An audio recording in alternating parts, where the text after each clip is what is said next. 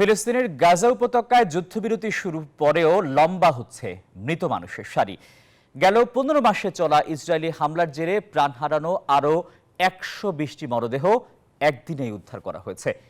এদিকে অধিকৃত পশ্চিম তীরে দখলদার ইসরায়েলের অভিযানে মৃত্যু হয়েছে আরও 10 ফিলিস্তিনির। অন্যদিকে হামাসের হামলা প্রতিরোধে ব্যর্থতার দায়ে পদত্যাগ করেছেন ইসরায়েলি প্রতিরক্ষা বাহিনীর প্রধান।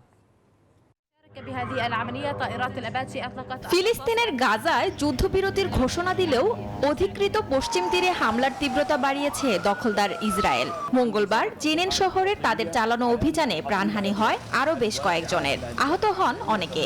গভীর রাত পর্যন্ত অব্যাহত ছিল ইসরায়েলি অভিযান।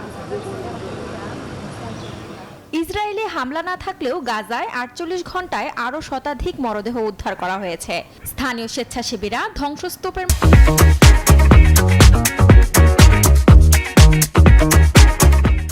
মাঝে খুঁজে বেড়াচ্ছেন মৃতদের দেহাবশেষ, তবে কঙ্কাল ছাড়া পাওয়া যাচ্ছে না কিছুই।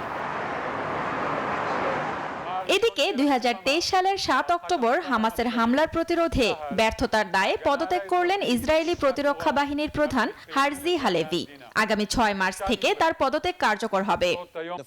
মঙ্গলবার জাতিসংঘ জানালো, যুদ্ধবিরতির পর গাজায় 3 দিনে প্রবেশ করেছে 2004 শতাধিক ট্রাক।